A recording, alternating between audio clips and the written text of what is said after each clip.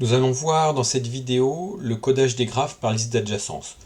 Donc on suppose que la notion de graphe orienté ou non orienté est connue et on va voir là une des deux familles de façons de coder en machine les graphes. C'est soit par des listes d'adjacence où on va coder les voisins, soit par l'utilisation de matrices. Donc le codage par liste d'adjacence d'un graphe d'ensemble de sommets S et d'ensemble d'arêtes A, c'est un codage qui consiste à associer à chaque sommet U de S la liste des sommets V qui sont, dans le cas non orienté, sur la même arête, c'est-à-dire telle que la paire UV appartienne à A, ou dans le cas orienté, qui sont les voisins au sens il existe une arête qui va de U à V. Donc prenons d'abord le cas non orienté.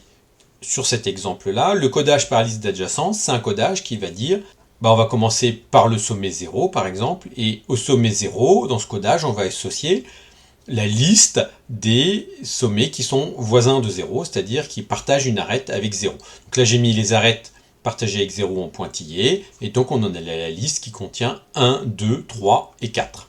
De même pour 1 partage des arêtes avec 0, 4 et 3, donc la liste des voisins c'est 0, 3, 4, et à 1, on va associer cette liste-là. Pareil, pour 2, on obtient 0, 3. Pour 3, on obtient 0, 1, 2, 4. Pour 4, on a 0, 1, 3 et lui-même, parce qu'il y a une arête de 4 à 4. Et pour 5, on a une liste vide. Donc c'est ça qu'on appelle la liste d'adjacence, le codage par liste d'adjacence d'un graphe non orienté. Quand le graphe est orienté, là on tient compte du sens des flèches et on regarde les arcs qui partent d'un sommet, vers quel sommet ils vont, et c'est tous ces sommets-là qu'on va mettre dans la liste. Donc si je pars de 0, par exemple, je regarde les arêtes qui partent de 0, qui sortent de 0, il y en a 3, une qui va vers 1, une qui va vers 2, une qui va vers 4. L'arête qui est entre 3 et 0, je ne la prends pas en compte, parce qu'elle part de 3 pour arriver en 0. Et donc, les 3 sommets que je mets dans la liste d'adjacence de 0, c'est 1, 2 et 4. Pour 1, il y a 2 arêtes sortantes, l'une vers 4, l'une vers 3, donc la liste contient 3 et 4.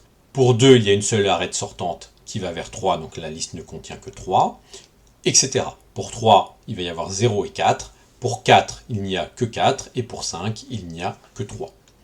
Donc c'est ce principe-là qu'on appelle le principe du codage par liste d'adjacence. Alors en pratique, il y a différentes façons d'implémenter cela.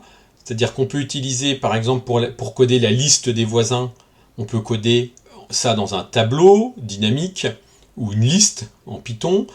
On peut imposer que la liste soit triée ou qu'elle ne soit pas triée. Il y a des avantages et des inconvénients algorithmiques aux deux. On peut utiliser, quand on a des structures à pointeurs, par exemple, en C ou en C++, des listes qui sont chaînées ou qui sont doublement chaînées.